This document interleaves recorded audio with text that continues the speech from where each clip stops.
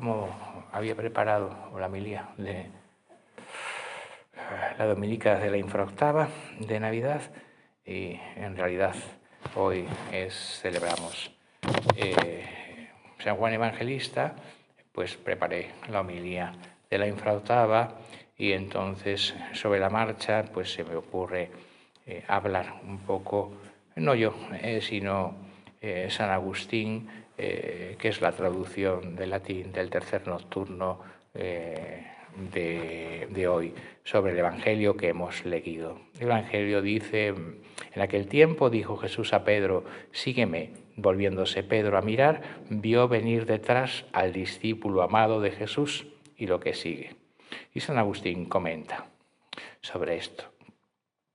La Iglesia reconoce dos vidas divinamente recomendadas e instituidas. La primera vive de la fe y la otra de la contemplación. Una en tiempo de la peregrinación, la otra en la eternidad bienaventurada. Una en el trabajo, la otra en el descanso. Una en el camino, la otra en la patria. Una en la vida activa, la otra en la vida contemplativa.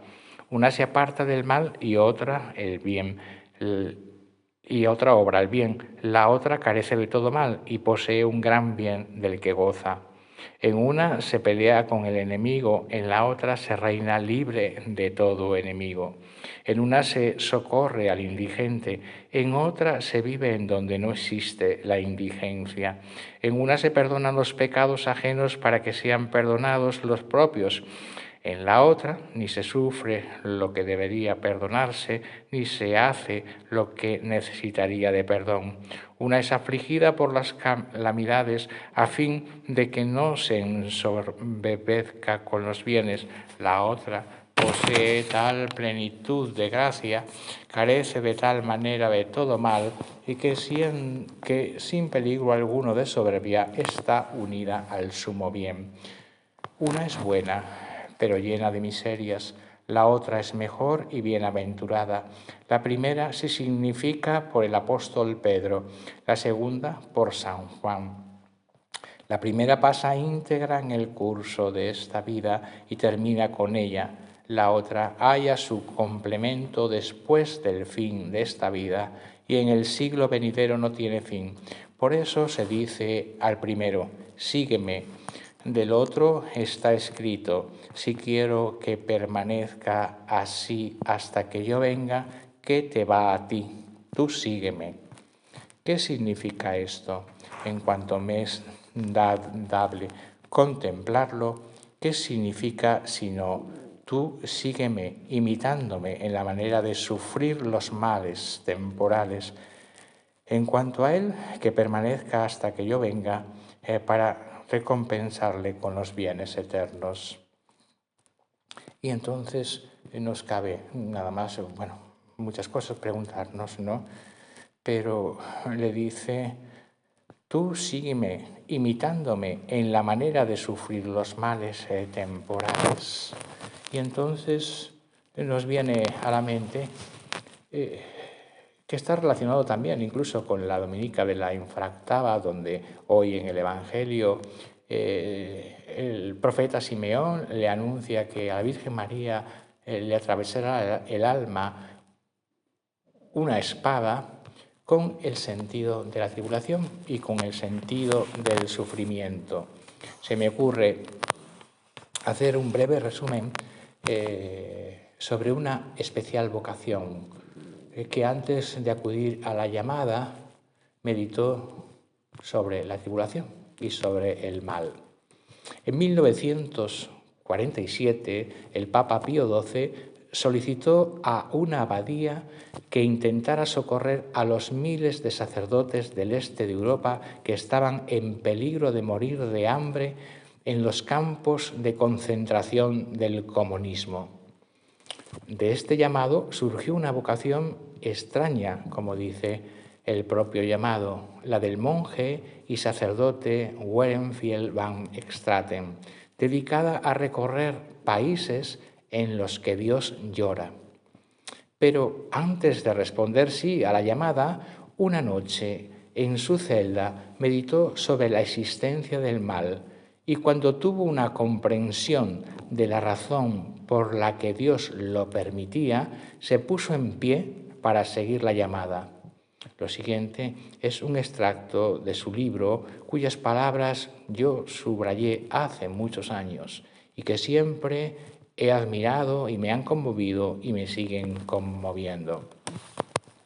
Dios no ha creado el mal, abro comillas, Dios no ha creado el mal, porque Él es amor. Dios no ha creado el mal, pero tampoco lo impide. Dios es sereno y serio, como un niño que juega en la orilla, deja correr arroyos de dolor a través de la palma de su mano, hasta que se conviertan en lágrimas de remordimiento y de penitencia. Con rápido ademán convierte los verdugos de la humanidad en instrumentos de eterna salvación. Los elige como carpinteros de la inmensa cruz de la redención, de la que su Hijo quiere permanecer suspendido y sangrante hasta el final de los tiempos, para traer así a todas las gentes. Dios bendice el odio estéril y la diabólica ansia de destrucción de los tiranos y de los perseguidores de la Iglesia. Y mirad, ved los buenos frutos, la alegre resignación y la dulce paciencia de los corderos que quieren seguir al Cordero de eternidad en eternidad. Las ruinas humanas, señaladas por su gracia, se convierten en compañeros de destino del Hijo suyo en el Gólgota. Y así es como la humanidad flagelada lleva la corona triunfal del varón de dolores hacia el glorioso desfile del juicio universal. Pero Dios va más lejos y corona como mártires y santos a las víctimas de la violencia brutal y de los atropellos. Dios bendice su lucha y sus derrotas. Sigue a lo lejos con la mirada las profundas caídas en los abismos de la humillación y sonríe ante su terror infantil porque conduce a su elevación futura. Por otra parte, Dios se vuelve con todo su poder contra los desalmados campeones de la injusticia, a quienes ha concedido el poder y libertad para crucificar a los hijos de sus escogidos. Dios ha medido el tiempo de los malvados y cuando ve que la medida de sus pecados está colmada, los arroja de sus tronos para saciarlos a su vez de tormentos. Pero el repudio de Dios debería curarles. Por ello, con infinita paciencia, Dios espera y esperará hasta que pueda recoger a todos los hijos pródigos y estrecharlos contra su corazón de padre que nunca ha cesado de amarlos. Con su horrenda malignidad han acrecentado, sin querer, el triunfo de Cristo y continuarán siendo el objeto de su misericordia hasta que su maldad no muera en la cruz de los sufrimientos, haciéndoles dignos de compartir la heredad de los santos en la eterna luz.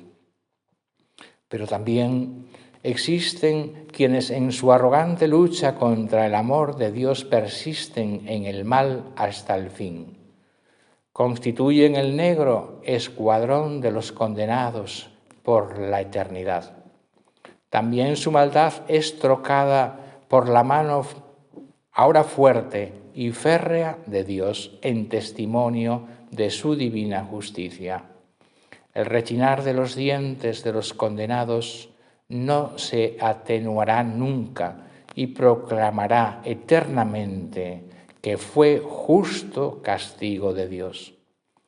Aquella noche descubrí un poco el misterio del mal.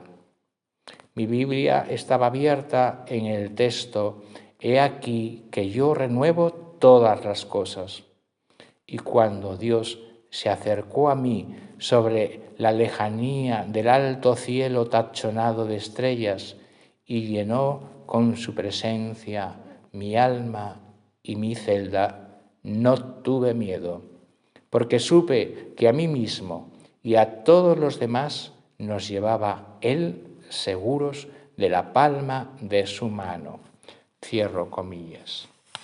Espero que esto, meditación del que fue el fundador de una organización muy importante de ayuda a los católicos y que hoy, desgraciadamente, no sigue el espíritu ya de su fundador porque ha caído también en las garras de la Iglesia conciliar, nos sirva para meditar ante todo el mal que nos rodea, en España, Estados Unidos, en Europa, y que podamos encontrarle un sentido para que nosotros también podamos responder con un sí a esa llamada de Dios que nos hace para ser salvos y ayudar a salvar a otras almas.